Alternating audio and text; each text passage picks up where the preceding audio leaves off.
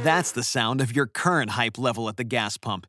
But brace yourself for something fuel nominal, because Unleaded 88 is about to take the hype to a whole new level. Unleaded 88 is cheaper, cleaner, and greener than regular unleaded.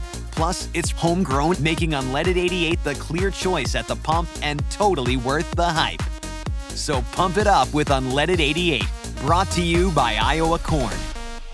This podcast is for informational purposes only and should not be considered legal, medical, or mental health advice. The views and opinions expressed do not necessarily reflect the official policy or position of the podcast and are not intended to malign any religion, group, club, organization, business, individual, anyone, or anything.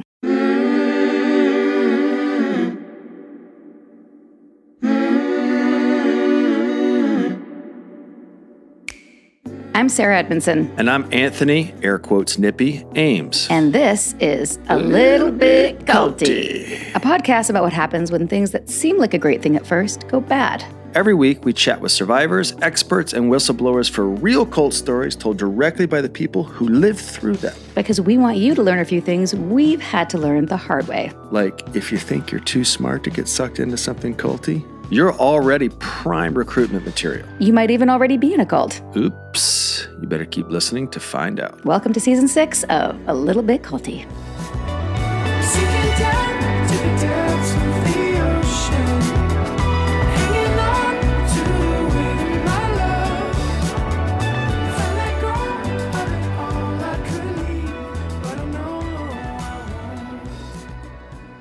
Hey everyone, welcome back to A Little Bit Culty. Today, Sarah, we are diving deep into NXIVM, heard of that one, Landmark, and all the culty stuff we've ever wanted to discuss with Rick Ross.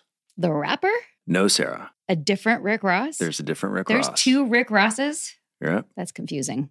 This Rick has spent over 4 decades in the cult recovery and anti-cult trenches, spearheading the Cult Education Institute and its database at culteducation.com. It's also a courtroom powerhouse with a track record of expert witness appearances in numerous U.S. federal court cases, including NXIVM. Rick has personally aided thousands of families grappling with cult entanglements, and he is the author of the book Cults Inside Out: How People Get In and Can Get Out.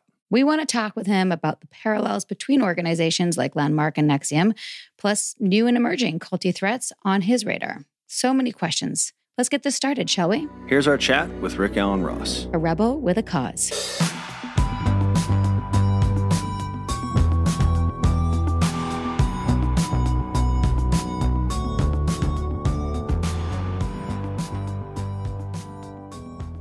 Welcome, Rick Ross, to ALBC. Hey, thank you for inviting me to join you.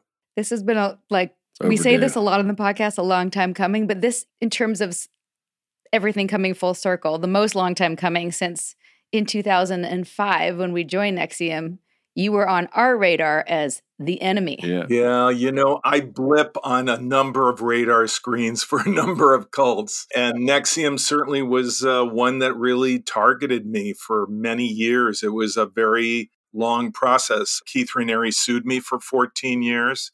This lawsuit was ultimately dismissed. He hired private investigators to have me under surveillance. They literally bought my garbage and watched me when I lived in Jersey City. And they tried to set me up in a phony intervention with basically someone posing as a mother who was actually working for this private investigator, Yuval Aviv at Interfor, who's being paid by NXIVM. And they wanted me to do an intervention on a cruise ship in the middle of the ocean. And when I said that I would not do any work without having someone, meaning family, friends, with the person that I'm working with at all times, they pulled the plug. My attorneys think I might not have ever gotten back from that cruise. That sounds very plausible. Nothing would surprise me now. Nothing surprises me now. I wish I could go back in time and listen and know that you weren't the bad guy, but they were the bad guy. But alas, took us 12 years or so. But for our audience who doesn't know your work in this space, and there's so much out there, you've done a million interviews. Can you briefly share how you got involved in the cult space and what brought you to this point? In 1982, I was working for my cousin in the wrecking yard business, salvaging cars, crushing them for metal, and rebuilding some. And I had one grandparent, my grandmother, who lived in a Jewish nursing home in Phoenix, Arizona. And I went to visit her, and she was very upset. I found out that she had been confronted by a woman who had gotten a job at the nursing home as a nurse's aide. And she actually was part of a religious group that wanted to target Jewish elderly people at the nursing home. And they invited or asked their members of this religious group to seek to get jobs on the professional staff with the idea that they would infiltrate the nursing home and target the elderly. Honestly, I was pissed off. I was very angry. I couldn't believe that anybody could do this. I had no problem with them preaching what they believe, but not in a covert way in which they did it without being invited. And subsequently, I worked with the director of the nursing home. And before I knew it, I was an anti-cult activist, a community organizer. I started because of my grandmother, who was 82 at the time. And subsequently, I was appointed to many different committees and so on. And that led to working at a social service agency and an educational bureau. And I started doing interventions. I didn't know it was called deprogramming, but that's what it was. And gradually I came to understand that there were other people doing this. I started attending conferences nationally and met other people doing this type of work. And that segued to doing interventions all over the US and then internationally and so on and so on. So it all started because of my grandmother and because I was very pissed off that people targeted her, went into the nursing home uninvited with a covert agenda. So all experts have a slightly different point of view on the definition of cult. How would you define it? I would go with the seminal work of Robert J. Lifton. He wrote a paper called Cult Formation, and I think that paper in the 80s identified what I call in my book the nucleus for a definition of a destructive cult, which has three core characteristics. One, an absolute totalitarian leader who is the defining element and driving force of the group, who becomes an object of worship. Second, a process of coercive persuasion in which the leader gains undue influence over his or her followers using identifiable techniques of thought reform. And then three, if it's a destructive cult, we look to see what harm is being done. And that varies by degree from group to group. So there could be a group that just is after your money, or it could be much worse than that. Sexual, physical abuse, criminal activities. So those are the three core characteristics. The all-powerful leader, evidence of thought reform, coercive persuasion being used to gain undue influence, and then exploiting the members through that undue influence, doing harm to them. So with all that said, when did NXIVM come up on your radar? God, NXIVM came up, 2001, 2002. The parents of Michael Sutton contacted me, and they were very worried about Michael and their other children that were involved in NXIVM. And I ended up doing 3 interventions. The first, in an effort to get Michael out, in which Nancy Salzman was chattering in his ear on a cell phone that we couldn't get him to just relinquish. We asked him, would you just cool it with the cell phone and just let us talk without the interference from the group? But Nancy Salzman was forever chattering in his ear as his coach. I was in his first training. Wow. I was peripheral to all this. For our audience who don't know, Michael Sutton, he was part of the Jewish community in New Jersey. And I think, as I understand it, you can correct me here, but what I was getting on my end, so it's interesting to compare notes with you, is that Michael was having some reservations about the pressure he was getting from, I believe, some people in his community. And Nancy was, in essence, saying, we're freeing you from that. So there's this kind of push and pull going on. And I got along great with Michael. Michael's a great guy and super generous person.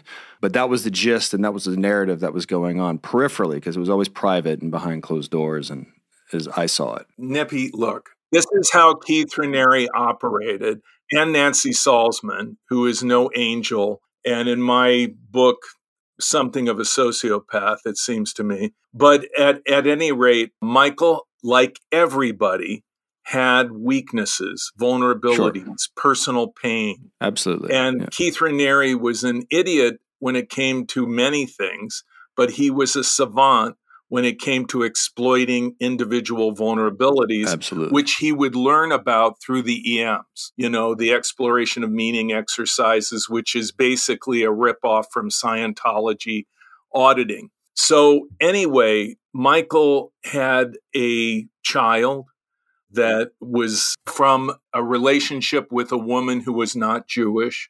He came from an Orthodox Jewish background, a very strict community of people that were Sephardic Jews. And I think Keith Raniere exploited that. He exploited the fact that the family did not accept his daughter and the pain that he was suffering over that. Michael is just a wonderful person. And Really his family, really, they're a great family.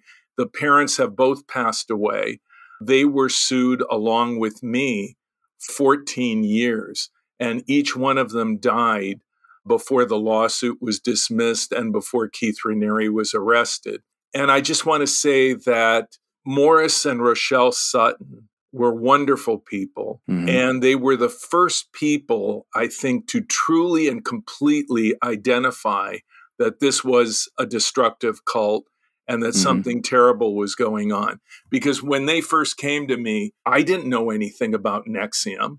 It was an unknown to me. But I immediately recognized that it was a large group awareness training kind of seminar selling company. And I didn't quite realize it was a cult until Michael started talking about Vanguard Week and Keith Raniere having this special title of Vanguard and Nancy Salzman being a prefect and all of that. But the intervention with Michael failed. The intervention with his sisters were both successful. And his brother-in-law also left the group. Who I knew as well. Yeah. Yeah, Aaron, and Stephanie. Aaron Casson, Yeah, all of those people. And it was so sad. We were able to get most of them out, but Michael stayed in. And I really liked Michael a lot. And he was very close to his father. I remember that they bought, I think, matching Porsches. and they were just really a close-knit, tight family. And Michael's brother, Jeffrey, was very close to him. He was never involved in NXIVM. So I became involved in 2001, 2002 because of Michael Sutton. Now, interestingly, the doctor's reports that became so high profile through Keith Raniere suing and basically harassing people, and he sued the doctors as well.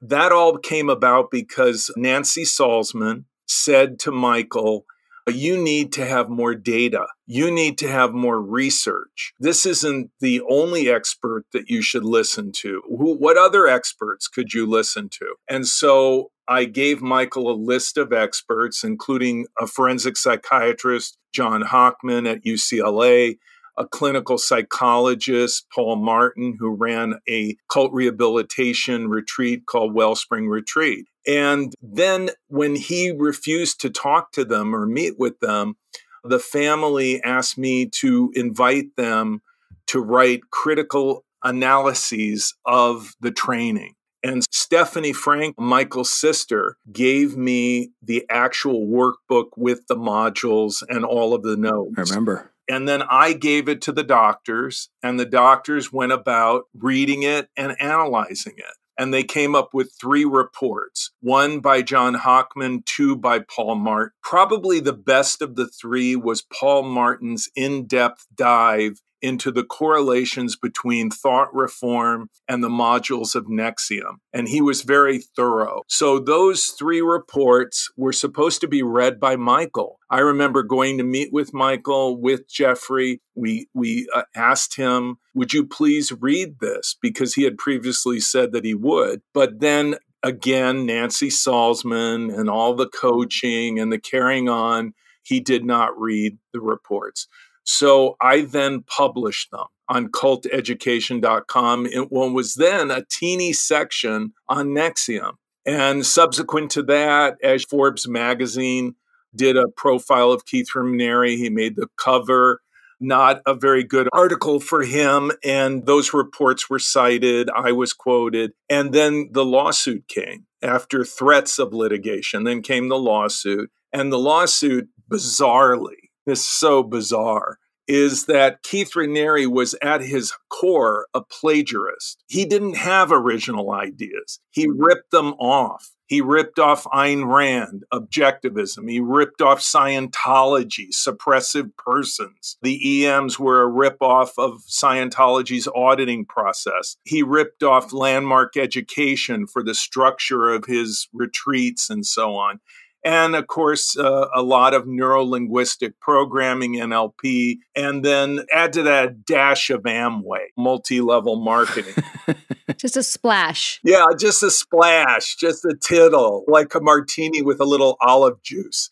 So anyway, it was dirty. So anyway, the end result is this mishmash composite that he calls NXIVM, or his philosophy, rational inquiry. And the guy has, excuse me for a little Yiddish, the chutzpah to sue me for intellectual property infringement, trade secret violation. What a pair this guy had. He had copied it from everybody else, and now he's suing me for copyright infringement. So enter Lowenstein Sandler, the huge law firm in New Jersey, Peter Skolnick, Michael Norwick, Tom Dolan, Thomas O'Brien, a lawyer in Albany. Let me not forget Douglas Brooks, who had originally sued Keith Raniere over his previously failed multi-level marketing scheme, Consumer Byline.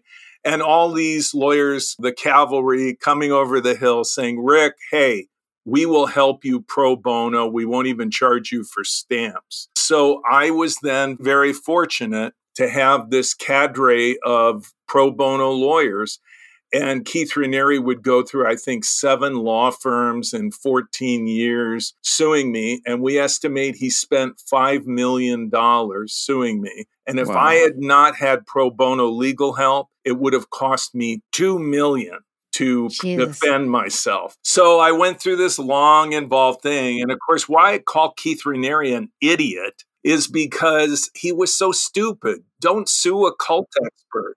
And he didn't know when to fold. I've been sued 5 times by different cults, and most of them, with the exclusion of 2 that I can think of, they knew when to fold. And Keith Raniere was incapable of folding. I have a theory on that. He's stubborn. I have a theory on that, Rick. I would call him a fool, because when you sue somebody that's a cult expert, it's like mud wrestling with a pig. You get dirty and the pig has fun. Yep. Do you know that he used to say that? He did. He was wrong about it. If he said, I'm a pig, I would go along with him. But because it was my area of work, it was basically providing me a platform, encouraging the media to call me because he is in this very high profile lawsuit.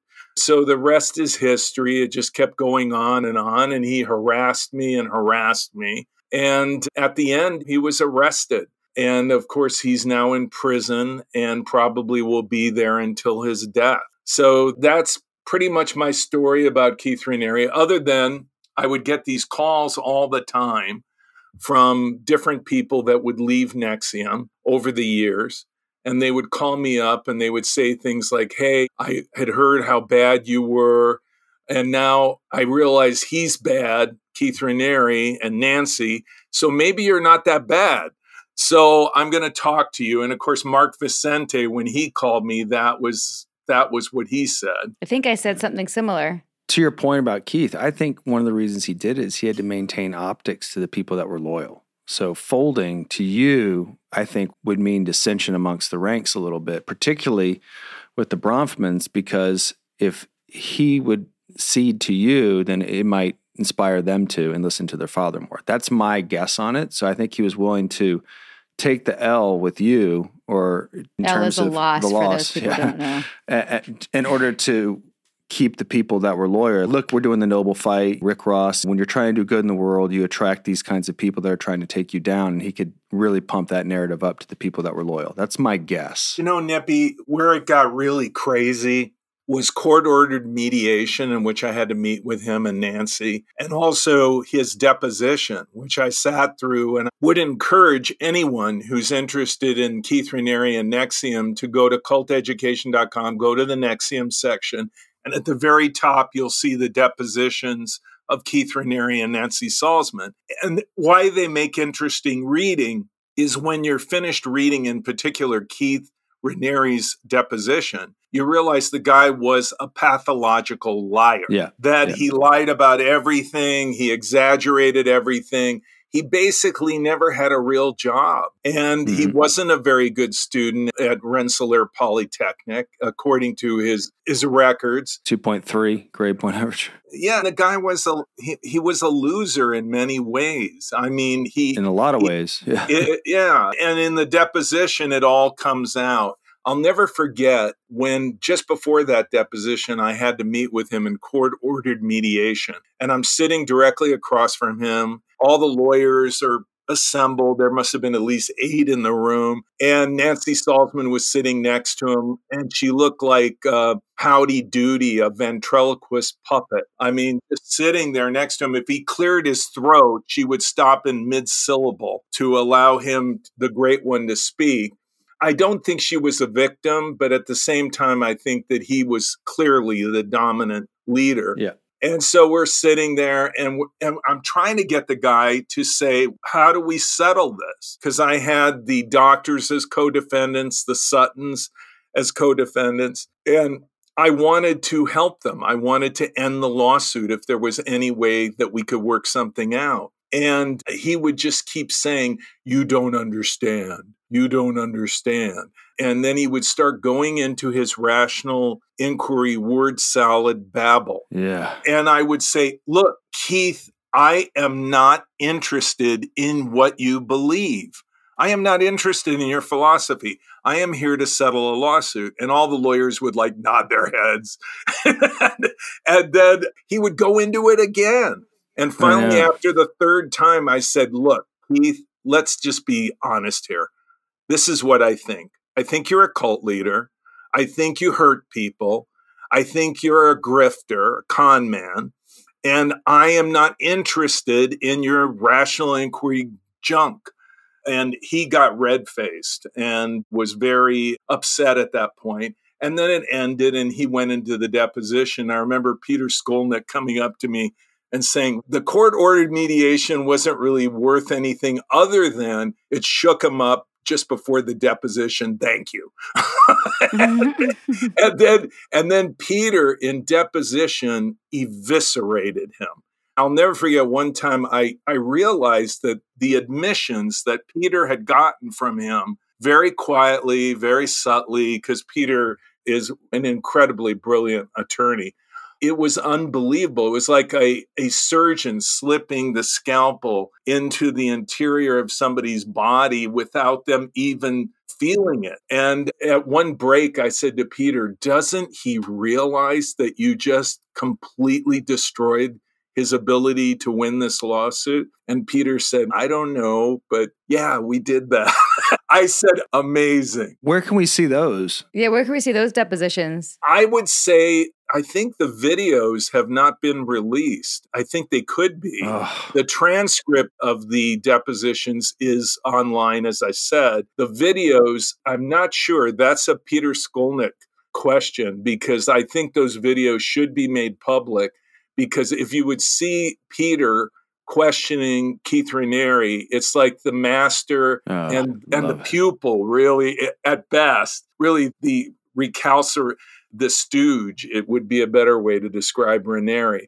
But Peter just worked him over completely, and he didn't even know it. That's how completely oblivious he was. We love Peter. Peter was instrumental in writing my final letter to Claire as I was leaving, where I basically said, if you'd like to speak with me, you can do it through my lawyer, Peter Skolnick. I'm sure you're familiar with his work. Oh, this is great.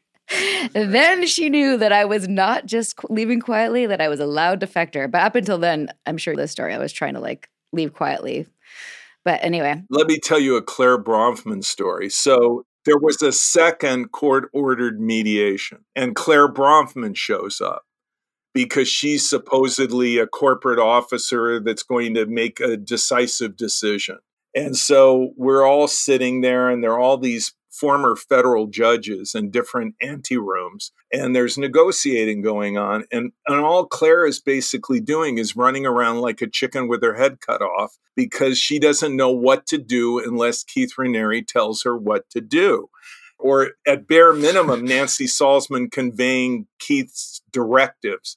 The judges are looking at Peter and I, and they're saying, what is going on here? This woman doesn't know what to do.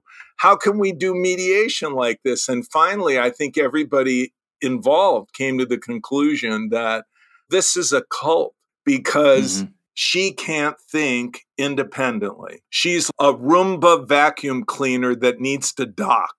She needs to plug into the collective because she cannot make a decision independently. So that was my experience with Claire Bronfman, who I have very little sympathy for. The way that she treated her father, it was brutal. For that matter, the way that both Sarah and Claire treated their father, in my opinion, was just abominable. It was horrible, especially near the end of his life. Putting a camera on his deathbed, to me, was like, I couldn't believe it when I heard that. They broke his heart.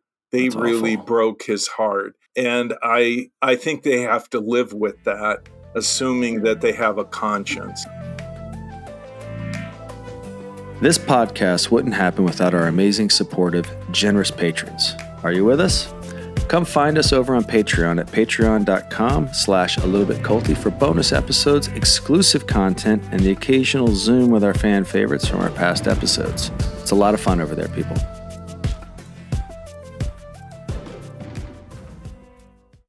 Meals bring people together, but for many families, providing their next meal can be a challenge. You can help by participating in Macy's annual Feeding the Hungry food drive. All proceeds go toward local food banks and families. Now through January 31st, you can purchase an icon in-store or online, or watch out for the blue Feeding the Hungry shelf tags, where a portion of your purchase will be donated to local pantries. Together, we can combat hunger in our local communities at Macy's. The Frankies were a picture-perfect influencer family. But everything wasn't as it seemed. I just had a 12-year-old boy show up here asking for help.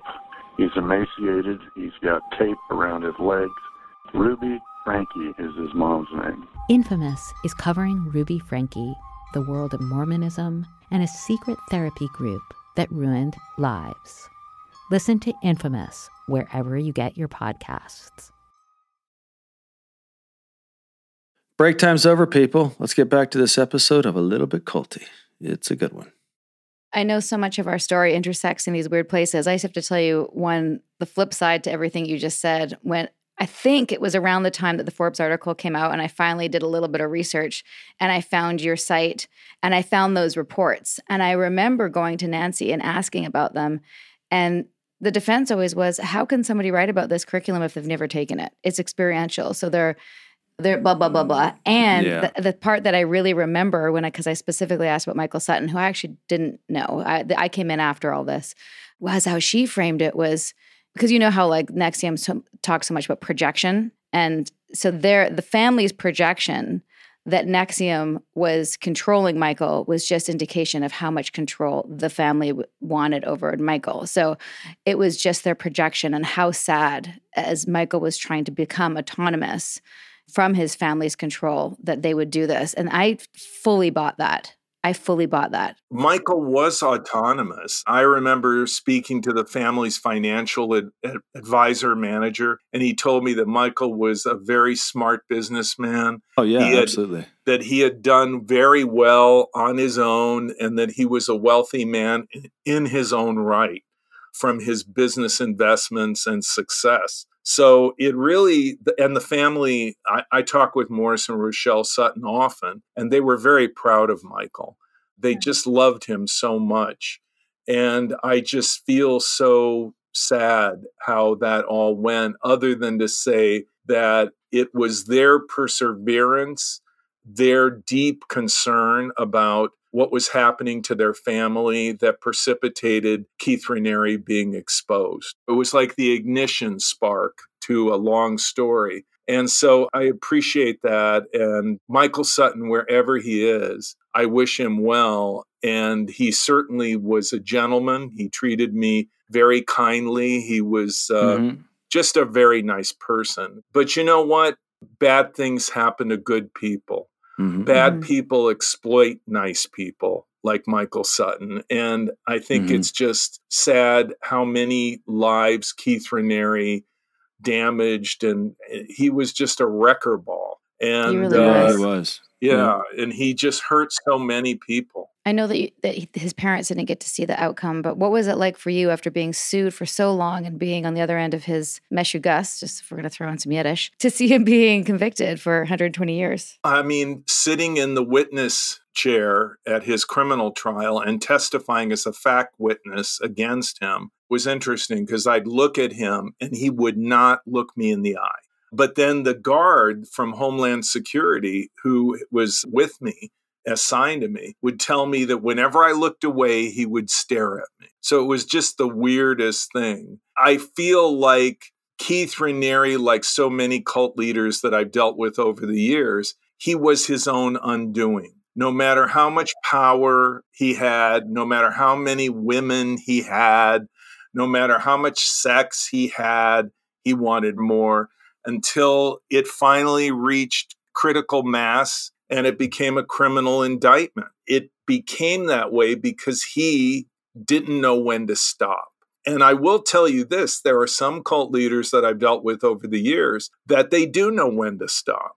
They can be fairly savvy. They know when to back off. They know when to let someone go.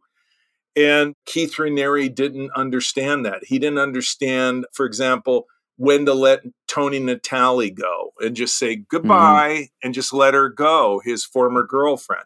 He didn't understand that it would have been in his best interest not to continue the lawsuit with me past a certain point. He also didn't understand when it would be expedient to let India Oxenberg go and get rid of Catherine Oxenberg being an activist against him. So there were all these people that he underestimated, that he miscalculated, the genius that he was. I think his IQ was probably more like average. But anyway, he just, the hubris, the arrogance, the egomania. And to some extent, I think that's because cult leaders can be consumed in their own bubble. That is, they're in an echo chamber. They're constantly hearing how great they are. Everybody's saying, oh, you're so wonderful, Vanguard. Oh, I'm verklempt. I can't say enough good about you. You're so wonderful. And they begin to believe their own hype. And I think that's what happened to Keith Raniere. He got drunk, intoxicated on the adulation. Also, like many cult leaders, his behavior escalated. Yeah. When I first dealt with him, if I were going to rate him a 1 to 10, 10 being Jim Jones, I would give him a 4 in 2001 and 2002. Was he destructive? Yeah. But was he a 10? No way. It was like a 4. Then he was a 5. Then he was a 6. And I remember Jim Adoto of the Albany Times-Union interviewing me for their Secrets of NXIVM series. And Jim said to me, what do you think about this? How do you think it's all going to end? And I said, Jim, it's not going to end well. This is going to be a very sad ending to this group. And I just hope that he doesn't take anybody with him in the sense of some kind of mass suicide or violence. Because at the end, instead of telling the women in Mexico, hey, shoot the federales, let's have a duel to the death, he just, as I understand it, hid in a closet. Basically, a whimpering, pathetic weakling in a sense, anything but the vanguard that he projected. So it ended not with a bang, but a whimper. But he did go from a 4 to a 10 in theory, in your mind. In my mind, he went from a 4 over the years to probably, I'm going to give him an 8, maybe an 8.5. When you are torturing women, when you are doing the horrible things that he did, certainly you are coming up on being a 10. And I think if he had not been stopped, he would have ended up being a 10. I agree. Okay. I agree. It's actually a point I said in my TED Talks that cult experts have said that he's one of the most dangerous cult leaders of all time, on par with Jim Jones. It was more of, I guess, that potential. But would you agree with that statement? I would say that Jim Jones was within his grasp. He was getting very close to that. What I was worried about was him weaponizing the women that were in his inner circle. For example, I'm thinking of Kristen Keefe, because Kristen Keefe was the woman that I was supposed to deprogram. She was going to pretend to be the woman to be deprogrammed with the make-believe mother set up by Interfor. And I wonder what he was thinking. Kristen would later say, oh, we were going to try to convert him. Really? I don't think that was what they were thinking. And I don't know that she actually knew what he wanted to get out of all of that. I remember seeing Kristen Keefe at a deposition, my deposition, because she was the legal liaison for Keith Raniere. She would help run the lawsuits that he had. And she was like ghoulish. She just looked so detached from reality. I would look at her. She just looked very drawn, very fatigued, and she had this dead look in her eyes, those shark eyes that you see in the most intensely indoctrinated cult members. And there would be times in my deposition that I would talk directly to her, trying to get something through to her. And I guess she was uncomfortable with that because she eventually left. But it was that inner circle of women that he seemed to control so totally that I wondered, would they ever say no to him? And would he weaponize them to do things such as retaliate against his perceived enemies with violence in a kind of Manson-esque murder mayhem way? Because, as I said to Jim Adato, these people were so tightly wound around him. And some of them had been with him going all the way back to Consumer Byline. So it was just a really scary thing. And Sarah, I think you're right. He was like close enough to Jim Jones to just, it was frightening how close he was getting. How do you escalate that? You play the algorithm out of branding with people with your initials. What's next? How do you turn that volume up, and what does that look like? And I think you're right. I think it's physical violence in some capacity. Yeah. And the irony was how misogynistic he really was, how disrespectful to women he really was. And to me, the sex, it wasn't about sex. It was about power and control. And he had, in my opinion, the mind of a rapist. That also, you can say, it's not about the act of sex. It's about power and control. And he wanted to subject women to the most horrible treatment in order to control them to the extreme. Just a very sick individual. Yeah. And when you look at his childhood, because he lied so much about everything. And one of the things I think he lied about was that his mother was not a very good mother, and that he came from a troubled family. I think, in fact, he was just, you could call him like a bad seed, because even at the age of 10, he was terrorizing little girls and controlling people. And so that's what his classmates said about him in one article when they were interviewed. So you could argue, and this is where it gets really weird, that psychopaths may be born, not raised, and that Keith Raniere was, in my book, bad to the bone. I agree. We agree. Started out that way, unlike some leaders who maybe start with good intentions and it goes to their head.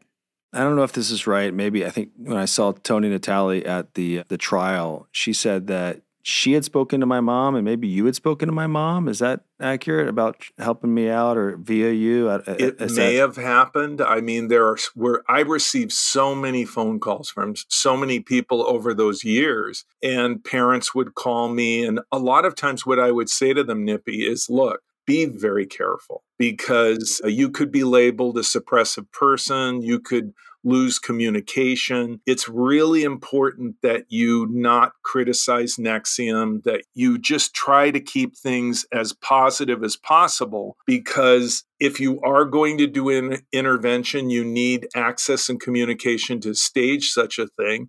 And second, if you're not, what you really want to do is make your family member feel loved unconditionally, so that if they do have doubts and they do decide to take a break, that they know that they can come home, that they can hang out with you, and it's okay. Then you definitely didn't talk to my mom, because my mom was like, "Are you going up to that cult?" She would tease me about it. And I was like, "Yeah, Mom, I'm going up to the cult." Like, it was tongue in cheek. So it definitely, my mom. There were so many. I can remember speaking to partners of members of NXIVM, parents, siblings. One of the things that I remember vividly is there was a woman from Mexico who went to a NXIVM intensive, I believe in Albany, and she had a psychotic break. That's what I was there for that. Yeah, she ran naked through the street at night, and they got her. They took her to a hospital in the area, and psychiatrist Carlos Rueda provided treatment for her, as he did other participants of NXIVM that had psychological problems as a result of the stress of the training. And this woman called me up and she told me, she said, "I'm just so grateful to the doctors for writing those papers, because until I read them, I thought it was my problem. I thought I was just screwed up. I was a mess.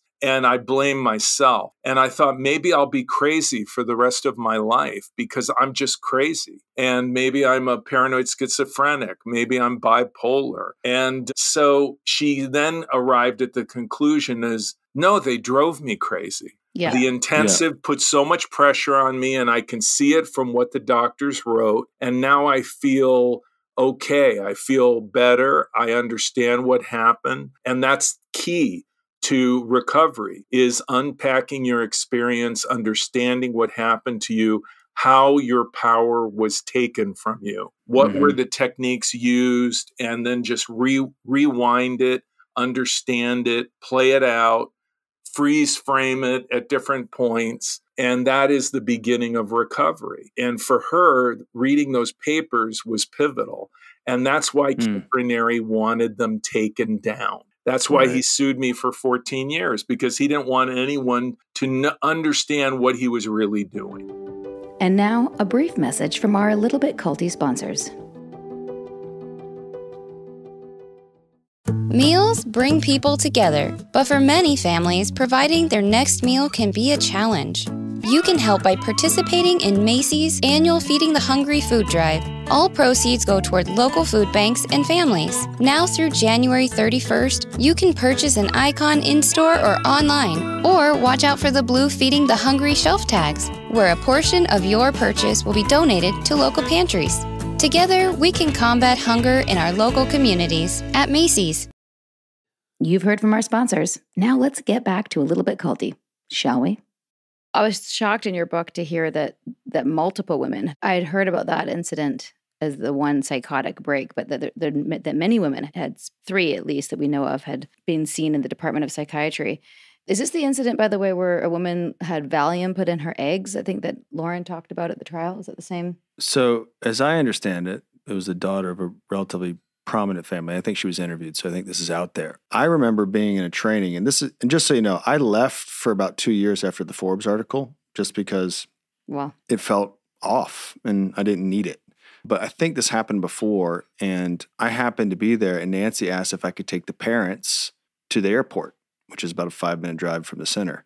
And I come back, and I'm hearing rumblings of what's going on, and apparently this person had met Keith and couldn't handle his energy. Come to find out after the trial that Keith made a pass at her and she was freaking out, and he told Lauren and Nancy to put Valium in her eggs and to chill her out and all that stuff. And that it probably did. It is the catalyst for her break. Meanwhile, there's a training going on, and people are told like, oh, there was this incident, and we were always lied to about what was actually happening. Any sort of failure in the curriculum. Yeah. Keith was never about taking responsibility for anything. No. It was always somebody else did something wrong. I'm never wrong. And that's when you know you're dealing with a narcissist, when someone is incapable of admitting they make mistakes. We all make mistakes.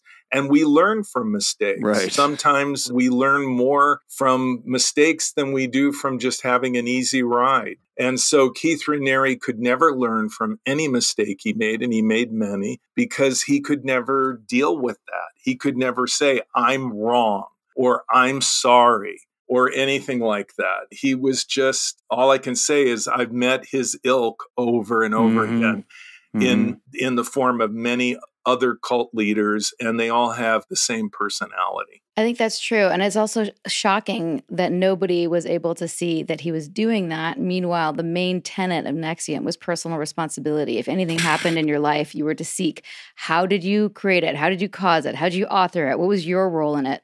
There's no victims except for Keith. Nobody was able to go. He became the ultimate victim. That was an inconsistency that I did not see for many years. And I'm thinking, how did I miss that? That was so obvious. Well, I'll never forget when I first looked at the modules and I went, holy cow, this is Scientology. This guy ripped off Scientology.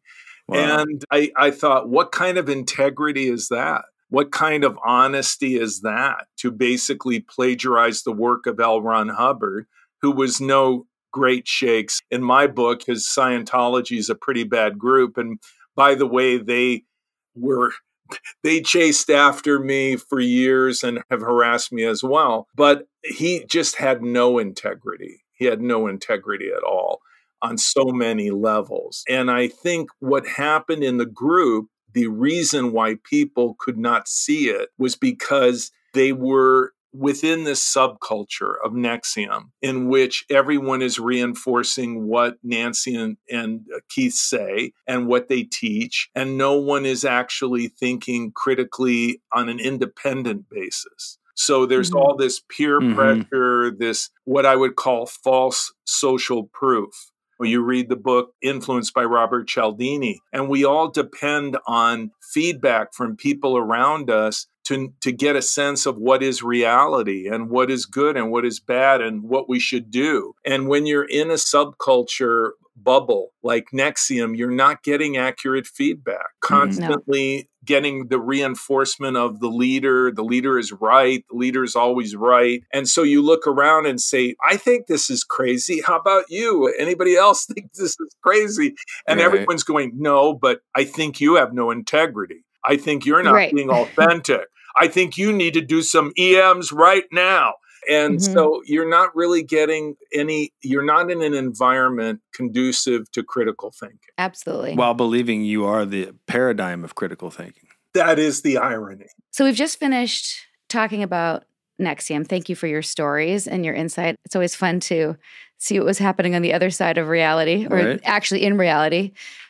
During our time in NXIVM. We were the other side of reality. Yeah, we were not in reality. We were bizarro. Yeah. Meanwhile, you're out there fighting this fight and proving that NXIVM's a cult, but it's also in this category of cults called an LGAT, large group awareness training. Can you explain to our audience why LGATs are problematic? Like, why they're dangerous as the foray into the forum? I would say that a large group awareness training could be benign, but when it gets dangerous is when you have people boxed in for a pretty extended period of time, very stressful, high pressure tactics to force them to change, a controlled environment, and not having the kind of professional monitoring that should be there to know if people are starting to unravel, they're starting to fall apart, they might have a psychotic break, etc. And what happens to varying degrees in different LGATs is there is this phenomenal pressure. The worst case scenario would be James Arthur Ray, who was this LGAT guru who did a self-styled sweat lodge, and he pushed people to stay when they should have left because they were in distress physically. Ultimately, people were hospitalized, 3 people died, and I was on the prosecution's team in the prosecution of James Arthur Ray.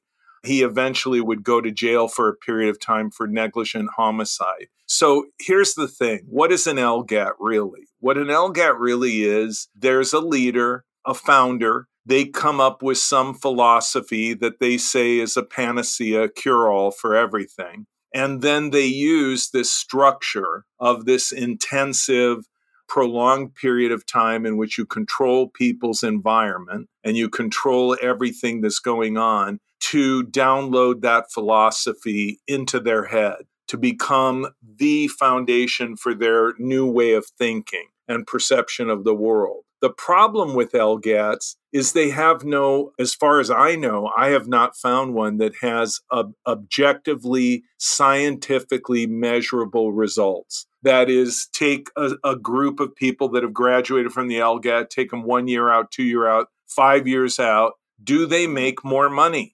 Do they have a lower divorce rate? Are they less likely to need medication for anxiety or depression? Do they make higher grades in school? That could be an objective way of determining if an LGAT actually does improve people's lives, because that's what they're selling. Whether it's Tony Robbins, Keith Raniere, or Werner Erhard, the founder of Landmark Education, what they're selling is human potential, a self-improvement. That's their pitch. And the question is, do they really accomplish anything? And I would question their results, and also the methodology to reach that point. This is the issue with them. It's so intense, it's so stressful, and it's so intensely cathartic that it can really cause people problems. What are some of the parallels that you initially saw between EST, Landmark, the Forum, and NXIVM? Just the whole structure. The idea that you're going off for a weekend, that you're with other people, that all of your time is being scheduled, that there is this cathartic confession process that's going on one way or the other, in which you are saying, this is who I am. This is my pain. These are my issues. And you're opening up to people. And also that there are people around you who are more experienced in the LGAT than you are. They may not see themselves as shills, but they're there and they're encouraging you, and they're basically helping the facilitator to break people down, to move them, and so on. Why do you think that Werner or EST or the Forum hasn't been held accountable in the same way that NXIVM has? Let me just say that at one point, Werner Erhard supposedly sold Erhard Seminars Training, which then became Landmark Education, which offers the Forum. But in fact, his sister and his brother and his former attorney ran the company. And that was because Werner Erhard was feeling a lot of heat from the IRS and through exposés regarding his personal life. And there were allegations that Erhard Seminars Training was destructive. In fact, you can find abstracts and studies about psychotic breaks in the Forum at culteducation.com as well. And at one point, Werner Erhard, by the way, was suing me at the same time that Keith Raniere was suing me. In fact, there was one point I was being sued by 3 different organizations simultaneously. But Werner Erhard, unlike Keith Raniere, he knows how to play it. Yeah. He is much more intelligent than Keith Raniere, which isn't saying a lot because I think Keith is an idiot, but Werner Erhard is not an idiot. And so he would settle with people that had personal injury claims in answer to your question. They would sue or they would threaten to sue, and he would pay them off. He would cut large checks. I was involved in one case in Texas called the NEFF case, NEFF, and that case was settled. And there were others that were settled. And in my particular litigation with Erhard, he was suing me for defamation and product disparagement, much like Keith Raniere. But when it got to a point where he realized that the aggressive discovery that was being launched by Peter Skolnick, by the way, who also was my pro bono lawyer, and Lowenstein Sandler and Michael Norwick in the Landmark lawsuit against me, when he realized that he couldn't break me through legal fees, that he wasn't going to get his way that way, now he was going to have to become more transparent. He was going to have to provide information. And the judge said it would not be sealed and it would be publicly visible. So then he moved to settle the lawsuit. And eventually, because I would not settle and Peter would not settle, because we had no reason to settle, being that I could actually get a check from Landmark to walk away with a non-disclosure agreement, and then it would appear that they got something out of the litigation when they didn't. So what ended up happening is they dismissed their own lawsuit, which was humiliating for Landmark and for Erhard, but they did it. And unlike Keith Raniere, Landmark realized I'm in a losing situation and I'm just going to fold and move on. Mm-hmm. And that's what happened. It seems like there's definitely a litigious action parallel between the two organizations, and yet Landmark seemed to proliferate at a much higher rate. How do you think that relates to their litigious strategy? Like, how have they been able to grow so much compared to NXIVM, numbers-wise? Well, I mean, Werner Erhard, whose given name is Jack Rosenberg, he changed his name to Werner Erhard.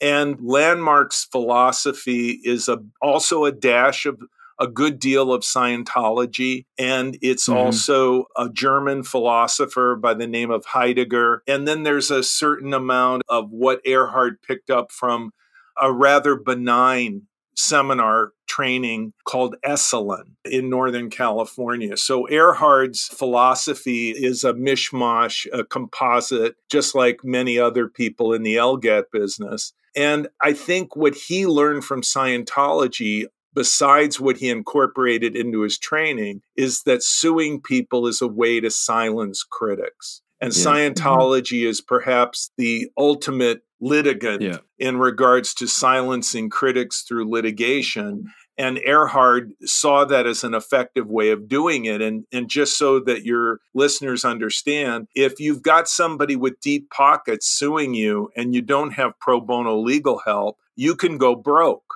And I speak from experience. I went bankrupt over a Scientology lawyer harassing me for years, who's now their lead counsel, Kendrick Moxon. So you can go under financially as a result of being sued, unless you're fortunate enough to have somebody like Peter Skolnick who will step up and say, hey, I think you deserve to have free speech rights and I'm going to help you. So that's what Landmark did. They would silence critics through litigation. They would pay people off in settlements that had personal injuries. And Erhard was very clever. He's almost 90 and he's still working. For those that don't know, I think Werner Erhard still pulls the strings at Landmark Education. And nobody really knows the details of the sale because it's a privately held company. So Erhard, per my understanding, is still very much the leading light of Landmark Education. Depending on how things go, when I call Peter Skolnick to ask for his help regarding doing this episode, even of itself, when we even mentioned Landmark in passing, and we didn't even do an expose, just somebody who was sharing some little bit culty things that happened in her journey, and we got our first cease and desist from Landmark. And their merit badge. It's just, shocking that we've done over 150 episodes, and this is the first group that's come after us. And we spoke, you and I spoke, Rick, and I shared this with you, and I was a bit shocked to see it was really like a press kit of all the reasons why they aren't a cult. I'm thinking the lady doth protest too much. And I'm wondering specifically the part where they say that Margaret Singer even says that it's not a cult. And it's in your book, but can you share with our listeners how Landmark manipulated Margaret to to say that it's not a cult? Look, Margaret did not think Landmark. I knew Margaret quite well, and we talked about this. Margaret Singer, a clinical psychologist, eminent cult expert, probably the cult expert of the 20th century, she wrote about Landmark in a book that she wrote with Janja Lalich called Crazy Therapies. And in that book, they talked about Landmark, but they did not explicitly state that it was a cult. And I do not consider Landmark education to be a cult. I would consider it a little bit culty. And I would say this, that when Werner Erhard was really present and he was running things and he was the charismatic leader that they called the source, at that juncture, in its early days, in my opinion, Landmark was in fact a cult. But as Erhard stepped back and became this kind of shadowy figure that people knew about but didn't really deal with, Landmark ceased to be a personality-driven cult that had a leader that they worshiped as they once did Werner Erhard. Now, having said that, I have more than reason to believe that there remains an inner circle of staffers that are practically like slave labor that continue to serve Werner Erhard to this day. And I would say that it may be that group could be seen as a personality-driven cult, because Erhard is ever present. Erhard is pulling their strings. Erhard is dealing with them on a day-to-day basis. And that would be the inner circle of what is Landmark education today.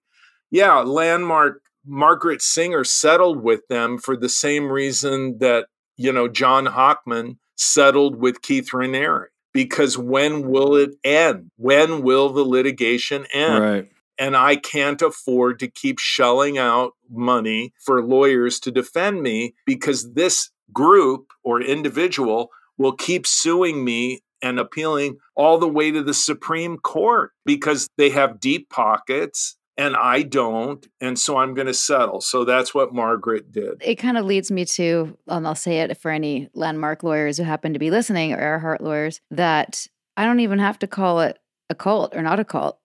There's some unhealthy, toxic practices that I see in this organization that I think can be very problematic for people, and people need to know what they are. Mm-hmm. When they take a cheap weekend that helps you have some transformation and self-awareness, which can be at the onset very healthy and helpful if it just ends there. But when, commit to the long-term path, for us, it was the straight path. For Landmark, it's the teaching and the assisting and the essentially slave labor where it gets problematic. Well, and also when someone asks you to sign away some of your civil rights before you can participate in a weekend intensive, that should be a huge red flag. Why do you want me to surrender my rights? If I went to a marriage and family retreat, they wouldn't do that.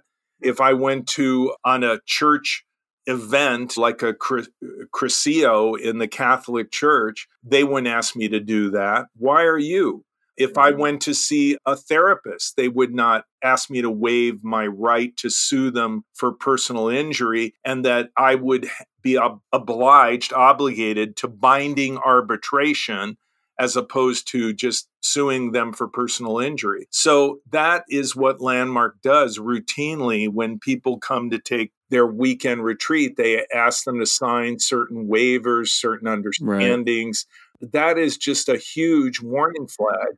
And let me say that for years, people would say to me, Rick, you haven't done Landmark. You don't know what Landmark is really. You have to do it, Rick. You have to do it, and then you can be a critic. And I said, I don't smoke cigarettes, but I know it's not good for me. Do I have to smoke them for 10 years before I can be able to say that they cause cancer? Great metaphor. Finally, people from Landmark said to me, we will pay for you to do the forum. And I finally said, okay, fine. I'll do the forum. And I was going to do the forum in New York. And then the next thing I know, they said, no, I get a call from one of their lawyers. And he says, no, you're not going to do the forum, but here's what we're going to do. We'll give you a tour of the forum. You can drop into different things going on in the forum with me at your side to be your guide. And I said, no, I'm not going to do that. I want to just do it. And these same enthusiasts who were trying to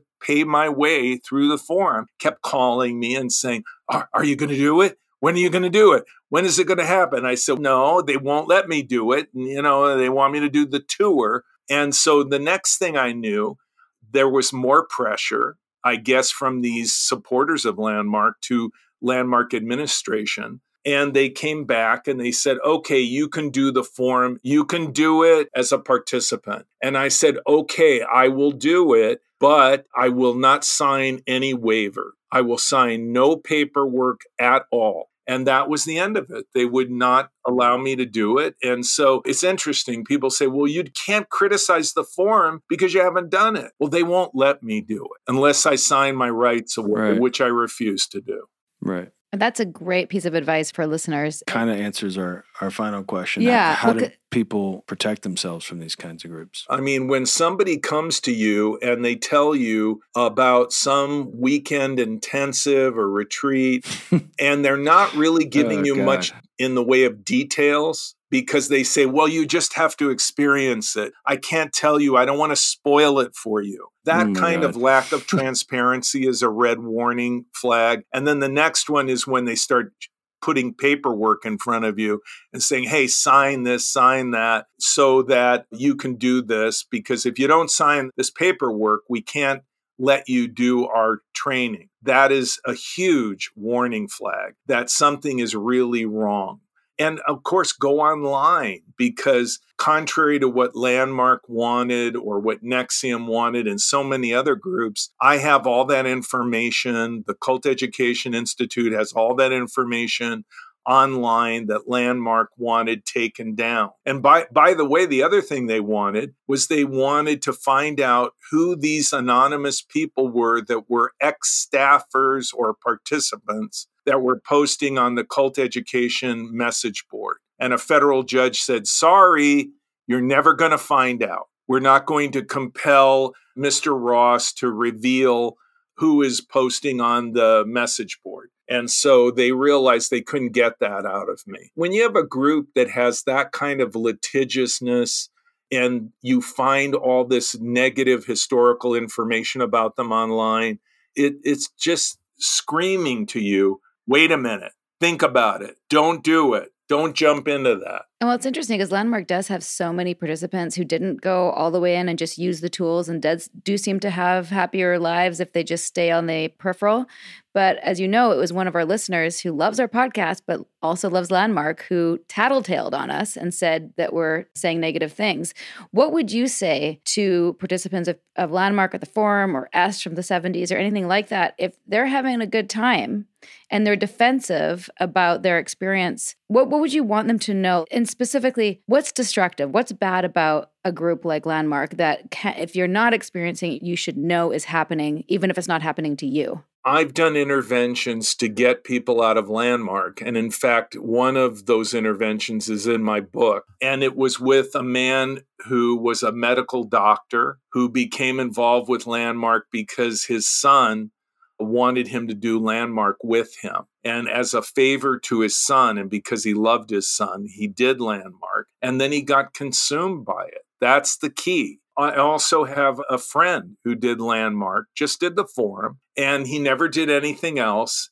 And like you said, he got some good things out of it, which he used in his life, and he moved on. Landmark is not all bad. No cult is all bad. There has to be something good in order to interest people and in order to sustain some level of interest or commitment. If a group did nothing except be bad, be punitive, be negative, nobody would stay and nobody would go. So you have to have something, some bright, shiny thing as a lure to get people in. Having said that, when you get involved, if you become what I would call a Landmark junkie, that is a problem. So you're doing repeats of courses, you're going for higher and higher levels of the curriculum, you're involved in landmark dating, you're involved in a kind of subculture to the exclusion of old friends and family, you're becoming socially isolated. That is when it becomes problematic. When you can't stop talking landmarkese, when you're using all that loaded language, and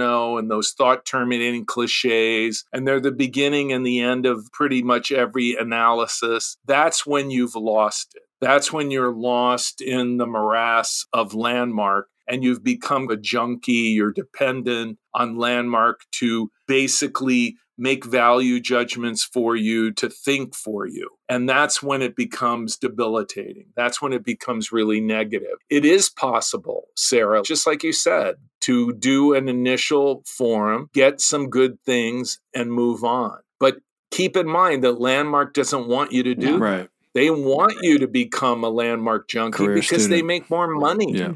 Yeah. They're either getting you to work for free or for very little, which improves their bottom line, or they're just getting you to keep selling out money. And that's what makes landmark rich. That was definitely the first parallel I felt for myself as an ex-NXIVM member talking to ex-landmark, is amidst all the good stuff is also this feeling of, oh shit, there's something broken in me and this is the path to fix it. So I better stick around. And that's the part that's not true. And I would say that you also feel in landmark that you can never be good enough, that you can never really be fixed. And I think that's an inherent facet of landmark and other LGATs that want you to feel a need to keep coming back to continue the process of fixing yourself, which is never ending, because if it ended and they said, hey, you're okay, or you're basically in good shape and you can get on with your life, they're out of luck as far as getting you to pay for more courses and more training. So the inherent nature of the beast is you're never really fixed. You're never really good enough. And there's always something wrong with you that needs more tinkering, more fixing. If you have a therapist that you can never leave, find another therapist, because join something you can't graduate from either. Even higher learning, you're going to college and they won't let you graduate, and they won't send you on your way. They won't give you a diploma. They say just one more course, one more semester, and it just never ends. And so that kind of engendered dependency on the organization to be an answer, a cure-all, is really something to beware of and something to watch for as a warning sign. So helpful. Thank you. That's and awesome. We hope that the landmark lawyers who will undoubtedly listen to this will take some pause as people who seek out personal responsibility and transformation to think maybe we could make things better. And I that's a challenge to you, landmark. Talking to lawyers, Sarah. I'm talking to lawyers. All right. Anything we missed that you feel is important to share about landmark or NXIVM? I know you've got lots to talk about in the cult space, but with this very specific niche episode, anything to say to wrap up?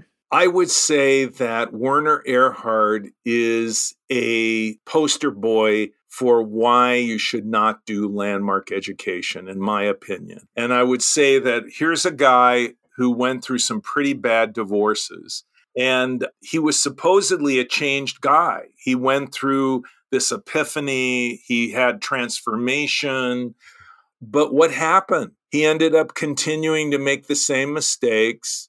Another marriage ended in divorce. His wife alleged that he abused her. One of his daughters alleged abuse. A son supposedly was abused. Staff members said that he was very harsh and domineering and hurtful. So what does that mean? If landmark education truly is transformational, why is it that the creator, the person who should be the icon of that transformation, the epitome of it, he was not really transformed? And I have had feedback to this day of Werner Erhard being hardly the figure of transformation, but rather still a very harsh, authoritarian person who abuses and exploits people. Is that evidence that Landmark works. If it didn't work for Werner Erhard, what does that mean? Very good question. Well put. Thank you, Rick. And I apologize for thinking you were a bad person for so many years. I hope that this interview will alleviate any bad blood between us. Yeah, well, listen, I've had so many people think that I was Satan incarnate, or that all I did every day was wake up and focus on the group that they were in, when in reality, there are so many groups and so many leaders, and I don't focus just on one. And I fully get that people in a group under undue influence will have all kinds of ideas that are not theirs. And one of them might be that I'm just a pig. Well, you planted some healthy doubts in a lot of people, and myself included. So exactly. And I think it's also important to say that you were part of the initial, exposing, and it took a long time. And while we in the team of whistleblowers get credit for the ultimate downfall, that was after many, many years. A lot of people. And I don't think that's said publicly enough. And I just want to point that out, that happened. And you planted those seeds for us those breadcrumbs to follow to eventually find our way out of a very dark place. So thank you for that. Well, thank you for pointing that out. And I'm glad that I could be helpful. You definitely were. Thank you, Rick Allen Ross, for your time. And hope to keep chatting as we discover more culty things out there in the world. Thank you, Rick. Thank you. Like what you hear, do you?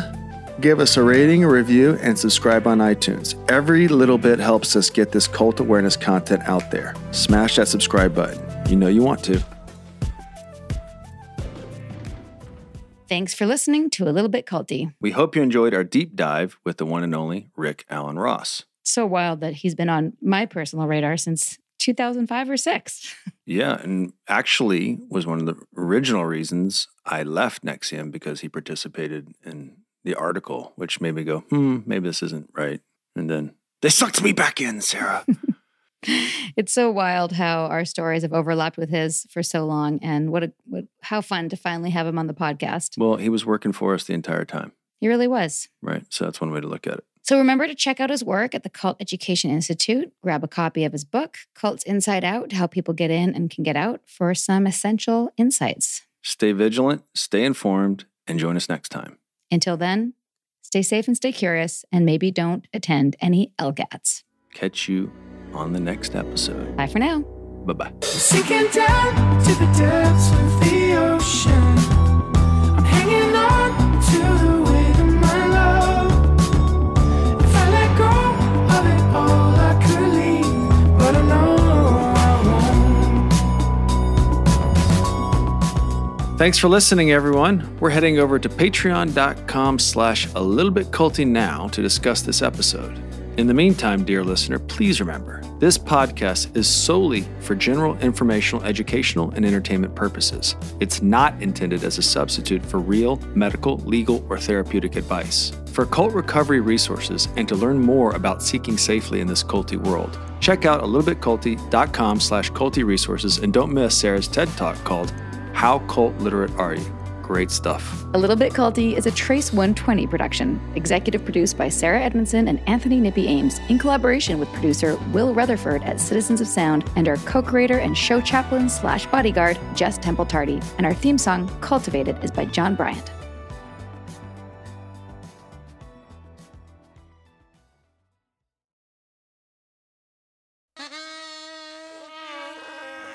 That's the sound of your current hype level at the gas pump. But brace yourself for something fuel nominal, because Unleaded 88 is about to take the hype to a whole new level. Unleaded 88 is cheaper, cleaner, and greener than regular unleaded. Plus, it's homegrown, making Unleaded 88 the clear choice at the pump and totally worth the hype.